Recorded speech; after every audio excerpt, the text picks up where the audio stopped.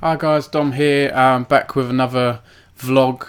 I do badminton on Tuesday nights, so when I get home, I just tend to have the time to do these. I'm going to try and do them once a week, and I think it's good because it gives me a platform to talk about things that aren't always easy to write about or don't lend themselves particularly well to like the written form. Like last week I did a vlog on my vision for Esports News UK in the future and some of the difficulties I'm facing around that. And this week I was going to do a written post on this. I just find it's just easier to talk about, and I relate to it a lot as well on a personal level. So this morning Foxdrop, the well-known LEC caster and streamer for League of Legends, does a lot of great guides on YouTube. He's helped me climb, I know that much, as a jungler myself, so cheers Foxy for all the advice. And he's a great guy as well, and he put out a very open and honest and brave post in a Twitlonger this morning, just sharing with everyone that he's been diagnosed with a form of a panic disorder, agoraphobia, which is like a fear of sort of places, I believe. I'll come on to the definitions later, but I related to it on a personal level, and I think things like this are important to talk about. I know a lot of people do talk about mental health issues these days, which I think is great, but a lot of people don't as well. And I feel like, you know, if 50 to 100 people view this video and even one, it helps them and makes them think and gets themselves checked or whatever, I'm happy. And for me, I just want to talk about it. You know, I'm a waffler. I like talking about things, and especially important topics like this as well. I try and explore important topics on my site, Esports News UK, and talking about them is great as well. So yeah, I'll just say really quickly, like I want to try and do weekly vlogs going forwards. Do I have a theme, Sacco says, or something like that, or is that tacky? Let me know what you think, what you'd like to see, if you like these kind of vlogs, if you like me talking, or if you like, you know what, Dom, just stick to your writing. Don't start talking in front of the camera, your horrible accent. So yeah, let's get into it. So I'm going to bring up Foxdrop's Twitlonger here, just so I can read a few bits out.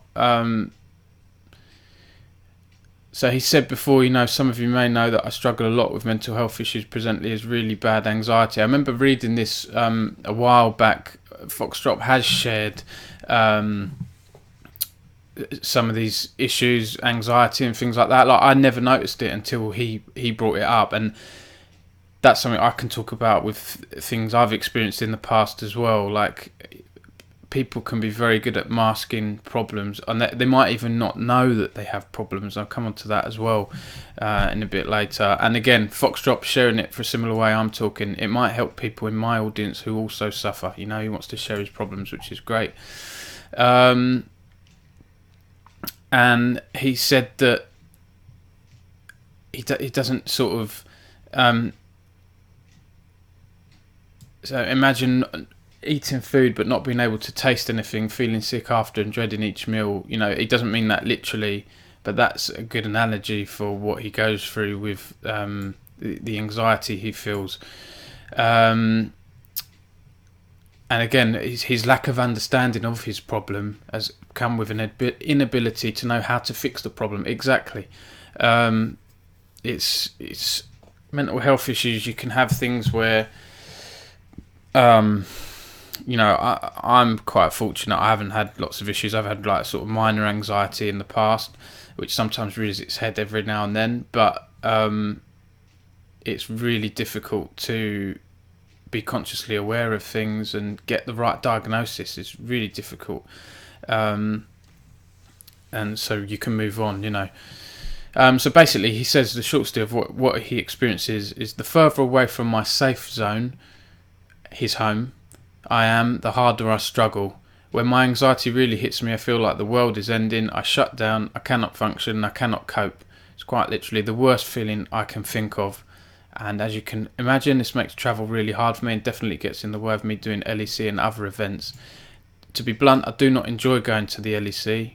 I do not look forward to it. I love the casting and the people, but the fact it's in Berlin and the travel is just a huge mountain for me. I can really relate to that, and I think if I intersperse my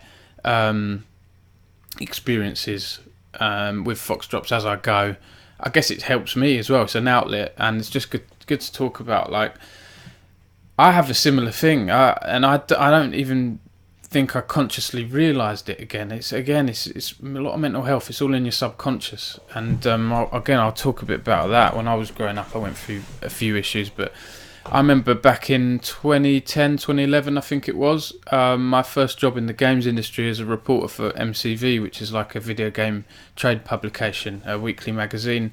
I had an opportunity to go to Boston to interview the developers of the Guitar Hero games. I think they were doing Rock Band at that point. I think they started with Guitar Hero and then it got bought out and then they did Rock Band, Harmonix anyway.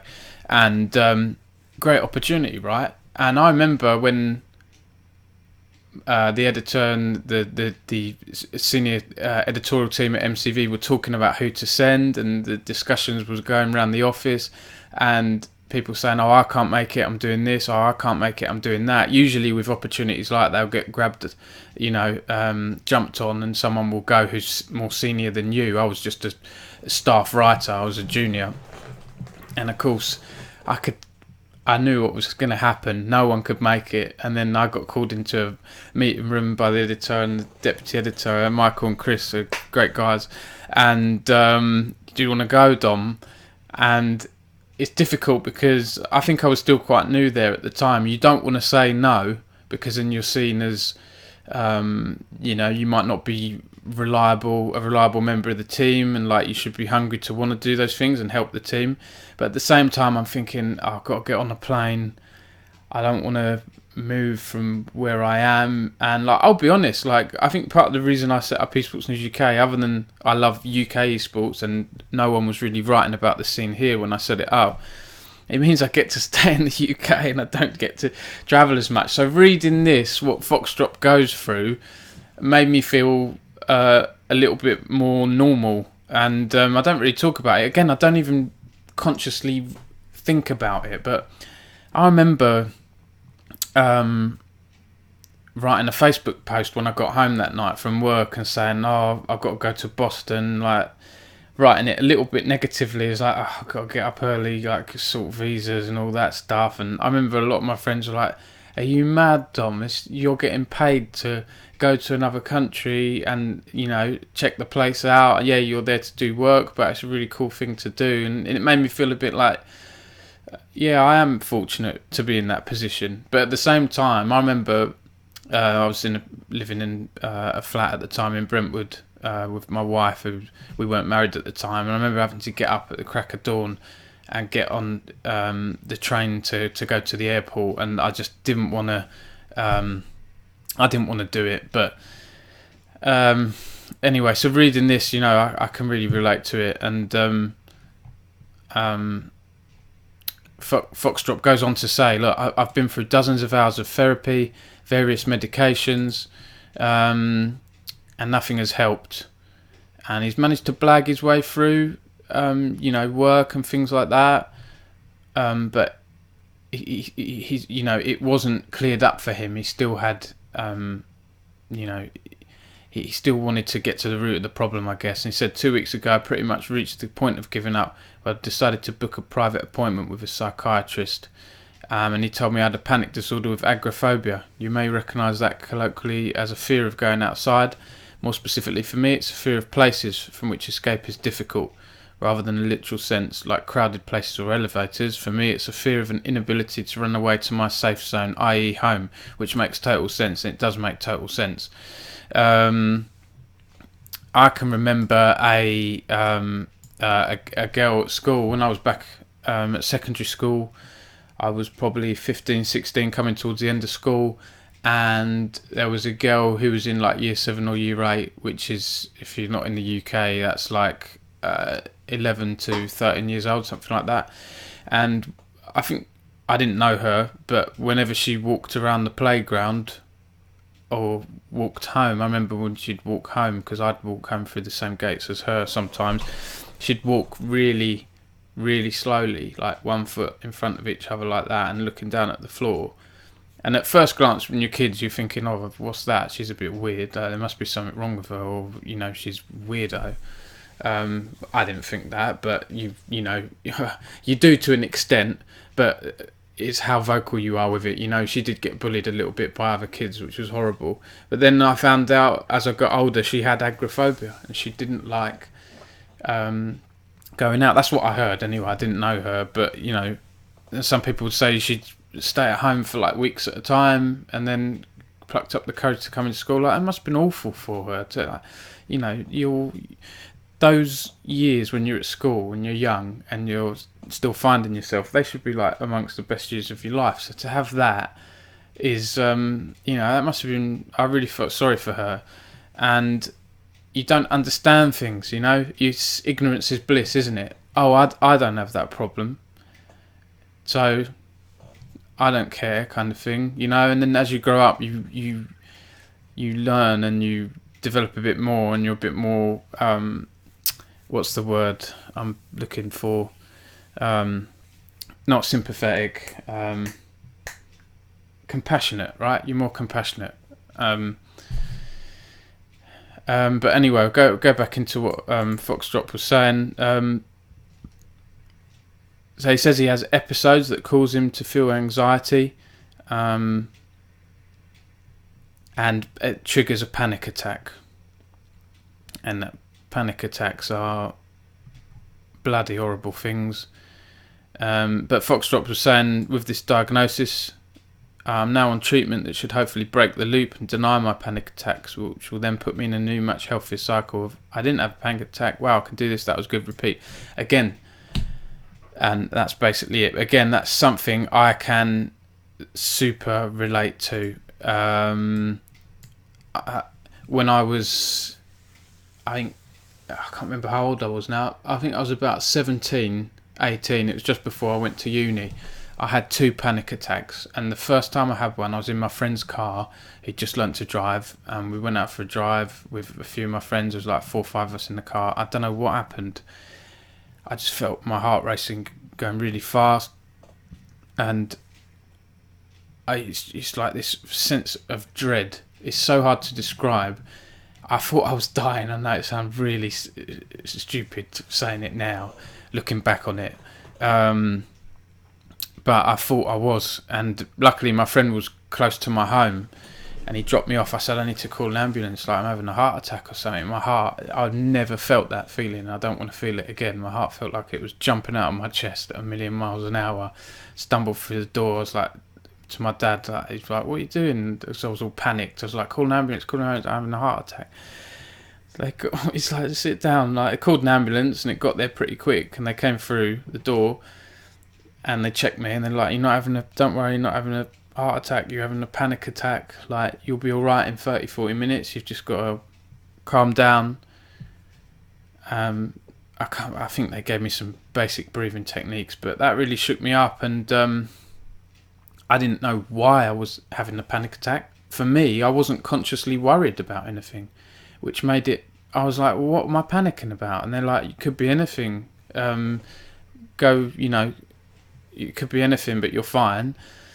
And then I remember maybe a couple of nights later, I was trying to go to bed and I couldn't, and I was like, when you're laying awake and you're trying to sleep and you can't, and you need to sleep. I had school the next day, or sixth form the next day, and I couldn't. And then it got to 1 in the morning, it got to 2, and it got to 3, and it got to 4, and I couldn't sleep, and I kept hearing my heartbeat, and I kept worrying about it, and it was like a vicious cycle, a vicious circle. There was like no escape, and it got to like 5 or 6 in the morning, and or 6 or 7, and my dad woke up, and when I heard him going down the stairs, I said to him, like, I opened my doors, like, I haven't been asleep all night. He's like, right, we're going to, I explained what happened, and he's like, right, we're going to hospital now, we're getting this sorted out. So I can't remember where we went through A&E or whatever, and we were there for most of the morning, and they'd done tests on me and everything, and they said there's nothing wrong with you, like physically. You're worrying about something, so they booked me in with a counsellor. And back then, like, being told I had counselling sessions, I didn't know. I wasn't very aware of mental health issues back then. I thought, oh God, there's something really wrong with me, which made me worried again, because you worry about worrying, and that's exactly what Foxdrop touches on. You worry about having a panic attack, right?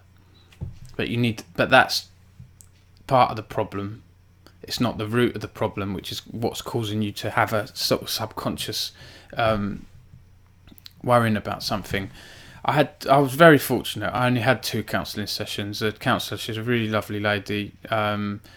She gave me some good breathing techniques, and I remember one thing she said to me. She was trying to teach me about the subconscious mind and how powerful it was. And she said, as she was saying that, she was talking about it early on, I think the first session, and she said something like,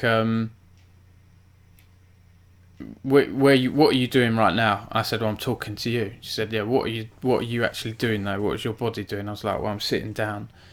And she was like, what are you touching? And I was like, well, my feet are touching the floor, my bum's touching the seat. And she said, yeah. She said, your bum's touching the seat. And she said to me something like, but before I said that, you wouldn't have thought about it, right? It's in your subconscious. You don't need to know that your legs and your bum are touching the seat, kind of thing.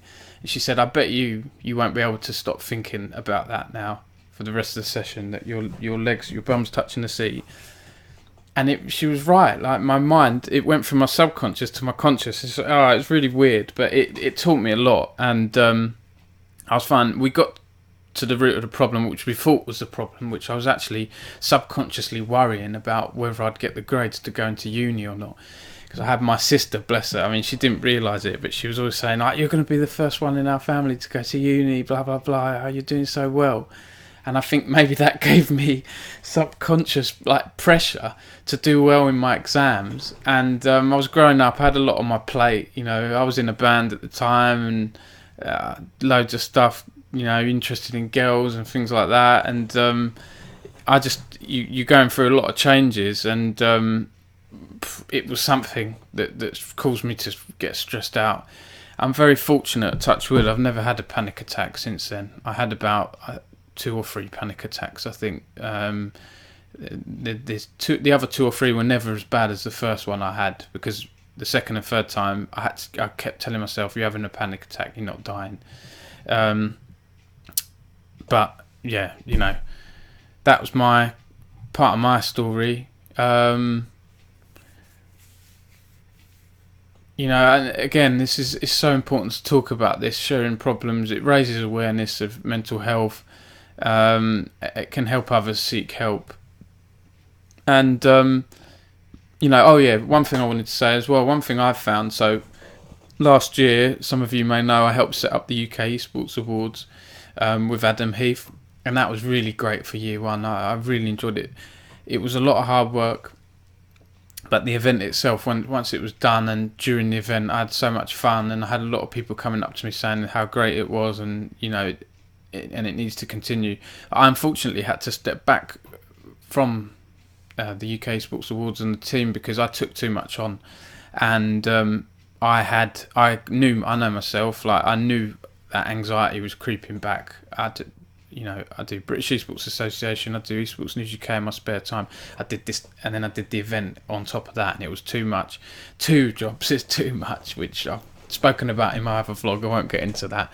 But so I stepped away. But actually last year what really helped me as well was going to bed earlier, getting up earlier. And I started doing a bit of meditation in the evenings as well. Really simple things. If you just go on YouTube and you can type in, like, you know, meditation. There was a good one. I did meditation for beginners, which is like 30 days, and you do 1 session each day. And I did it just before I went to bed, and they're like 5-10 minute videos. That was really good. Some of them, they made me so sleepy afterwards. I just slept like a baby really, really well straight afterwards. So I recommend doing that. And the great thing about going to bed earlier and getting up earlier is like you get an extra hour or two before work, and you can, a lot of people, you can do gym. I like going for a jog. Again, I don't do this enough. I've got back into my bad habits. I'd also I could do a news post before the day's begun, and then I've got my one article I try and do a day out the way. Or, I've been writing a book in my spare time, which has been going on for a long time now, but that's a discussion for another vlog. It's nothing to do with esports. That stuff really helped me, and that's basically it, guys. Thanks again to Foxdrop for putting the post out, and also I DM'd him afterwards, and he was cool with me doing something on this, and that's so great. I'm going to put some links below as well. I did a post a couple of years ago on Esports News UK, which I'm quite proud of, which is I reached out to the community and asked for people's stories around mental health, any disorders or any experiences they had. And I had some really great people come forward and share their very brave, open and honest stories. And that was great. And I think a lot of those are still relevant now. So I'll share that, and I'll put some links to some Mind and a few charities and things like that are important. The other thing I wanted to say as well is, for me on a personal level, I mean, mental health is spoken about a lot nowadays. I don't want this video to come across like it's a trend, like I'm jumping on a bandwagon to do this for hits and views. People know me, know I don't chase hits. Certainly wouldn't use Foxdrop's personal problems as a way of getting views, and that. It's no. I just want to put that out there. That's not why I do these things. But on that note, some people I do get the vibe that some people do talk about this kind of thing for that reason. I can't be 100% sure, but there's hypocrites out there. I've had people coming forward to me saying mental health is so important, Dom, look after yourself, when I've put tweets out hinting at I've had some anxiety issues in the past, and then those same people have harassed me in DMs. So you know who you are, and that's very hypocritical. It's just compassion, basically, and being respectful and mindful of people's issues. You never know what people are going through. I've worked with people who've had mental health issues, and that's it's not easy for the people with the issues and the people working around those people as well. But it's an important topic to talk about. Journalism, I know this isn't journalism as such, just vlogging, but there are similarities, and journalism and things like this should touch on difficult issues. We should be talking about things like this, not just me writing about match reports or little news stories about things that are going on in UK sports. Stuff like this is important. So well done to Foxdrop, and thanks again for sharing it. I've waffled enough tonight. Thanks for listening to me, guys. I'll hopefully be back next week. If you had any suggestions for me, give me a shout, but I'll probably talk about the one thing that's happened over the past week that I find that I want to talk about, basically, and is easier than writing an article. So thanks again for watching, guys, and see you next time.